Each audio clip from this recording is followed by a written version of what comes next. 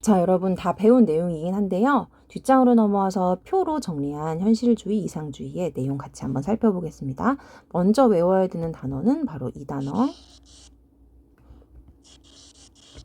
잘했고요. 자, 먼저 인간관. 네, 인간은 이기적인 존재이다. 그러니까 국가도 자국의 이익을 추구하는 존재이다. 이렇게 같이 한번 외워볼게요. 그 다음에 이상주의에서 인간은 선한 존재, 그리고 이성적인 존재, 그리고 합리적인 존재, 그리고 도덕적인 존재라고 보는 것이에요.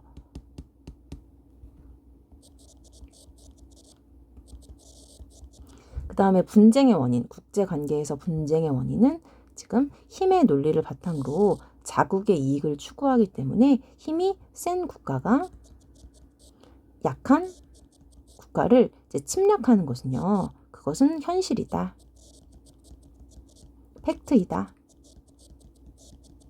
라고 전쟁에 대해서 설명하고 있었고요. 이상주의에서는 국가 간의 오해, 무지, 제도, 규범 이런 것들이 불완전해서 분쟁 해결의 원인은 바로 세력 균형과 동맹입니다. 외워야 되는 단어. 그 다음에 선생님 또 하나 쓸게요. 평화 유지 전략이 있었나요? 없었나요? 네, 있었습니다.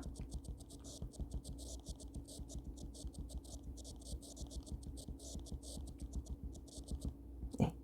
그 다음에 이상주의에서는 국제기구나 국제법, 규범을 통해서 제도를 바꾸면 이제 제도가 불완전해서 국제 분쟁이 있었기 때문에 개선할 수 있다라고 얘기하고 있고요. 한계점, 이상주의에서는 협력을 잘 설명하지 못하고요. 그럼 왜 잘 지내지? 뭐 잘 지내고 관계 좋은 거 있잖아. 그런 거는 뭐 때문이지? 라고 했을 때 설명을 잘 못하고요. 이상주의에서는 국가 간의 경쟁을 하거나 갈등을 하거나 뭐 전쟁을 하는 거 이런 것들을 설명하기 어렵습니다. 물론 이상주의에서도 평화 유지 전략이 있었습니다. 해서 여러분이 공통점과 차이점 같이 공부하는 게 중요하잖아요. 그래서 제일 중요한 거 표시 한번 해볼게요. 자, 밑으로 내려오시면 여러분 갈퉁의 내용이 나와 있습니다. 이거 지금 통합사회 때 배웠던 부분인데 여러분이 배웠던 그 영구평화론 이 바로 두 번째 평화를 위한 노력에 해당되는 내용이었다면요. 2번이 칸트고요. 이 평화를 위한 노력에 대해서 이론을 얘기한 사람 첫 번째가 바로 갈퉁입니다. 네, 이렇게 표시해서 밑에 나와 있는 갈퉁 내용 같이 한번 살펴보도록 할게요.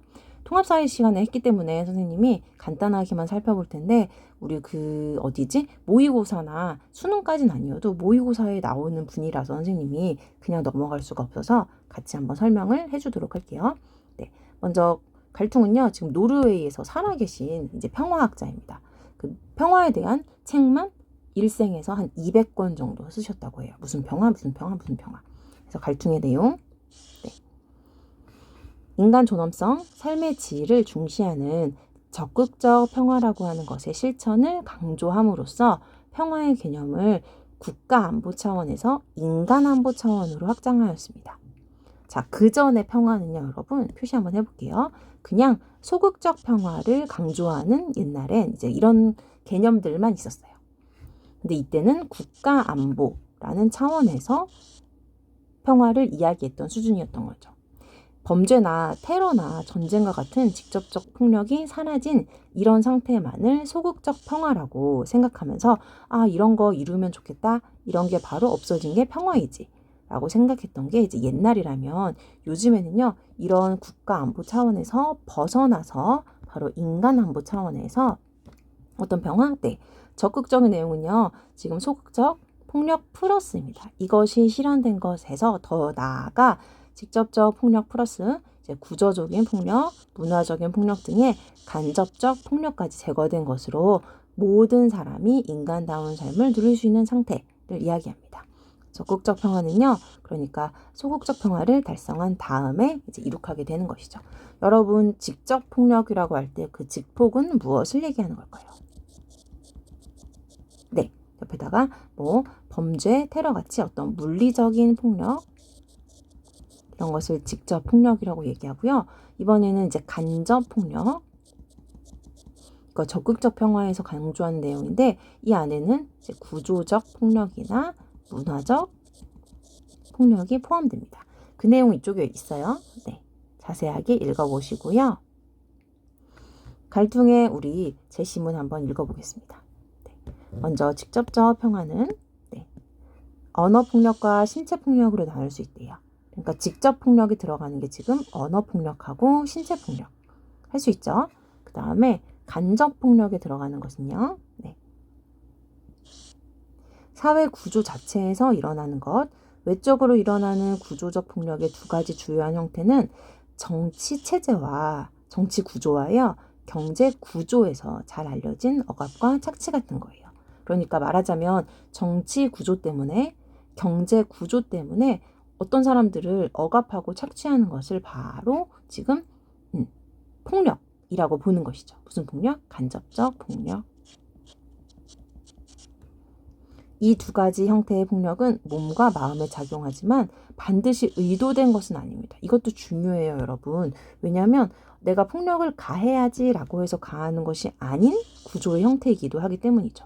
여러분, 경제, 정치 영역에서 살고 있는데 민주주의에서 살고 있고 자본주의에서 살고 있는데 어떤 사람이 의도해서 그 상대방에게 폭력을 가한다.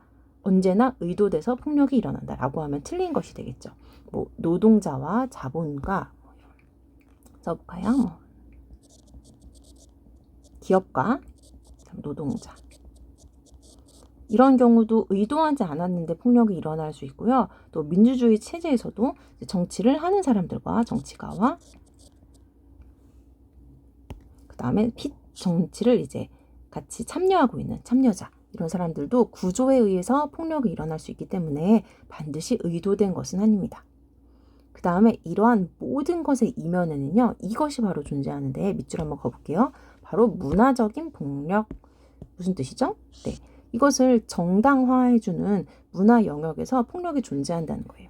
이런 것들이 일어났을 때 간접 폭력이 일어났을 때 구조적인 폭력에 대해서 문화 차원에서 뭐 언론이라든지 뭐 미술, 뭐 랩, 가사, 노래 이런 것들에서 폭력을 정당화하는 내용들을 이렇게 내보내고 있는 것이죠. 그것도 간접 폭력에 들어간다.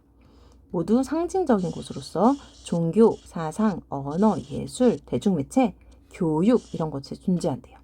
어렵네요. 이런 것들이 문화적 폭력 안에 들어가는 내용. 문화적 폭력의 기능은 직접 폭력 그리고 구조적 폭력을 정당화해주는 기능. 네, 이건 여러분 그 내용을 굉장히 쉽게 풀어서 선생님이 밑줄을 그어줬는데 제목 이름은 평화적 수단에 의한 평화. 네, 평화를 이룰 때도 그 수단이 평화여야 된다라고 주장하는 내용이에요. 이것들을 전부 다 이제 선지로 바꿔서 출제가 되거든요. 근데 내용을 잘 머릿속에 숙지해 두는데 그 이제 평화의 개념을 두 가지로 나누고 그 안에 들어가 있는 이제 폭력의 유형을 나누고 또 직접 폭력, 간접 폭력이 어떤 것이 들어가는지 이렇게 같이 공부해서 내용을 익혀두시면 모의고사에서 충분히 잘 맞을 수 있는 문제에 해당이 되고요. 왼쪽에 나와 있는 퀴즈도 정답이 나와 있기 때문에 푸시고요. 밑에 나와 있는 거 선생님이 해석 한 번만 읽어주고 마칠게요. 갈등은 이제 평화를 위해서 직접 폭력은 물론 간접 폭력도 사라져야 된다라고 보는 것이죠. 언어나 신체 폭력과 같은 직접적 폭력 이렇게 묶어줄게요. 그 다음에 구조적 폭력과 문화적 폭력으로 나누어서 설명을 하는데 이거는 간접적 폭력 안에 들어가는 거다. 그럼 다시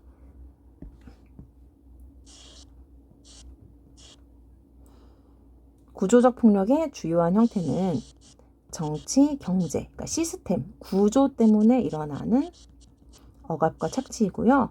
또 문화적 폭력은 직접적 폭력과 구조적 폭력을 정당화해주는 그 여러 가지 모든 것들 아까 기억나시죠?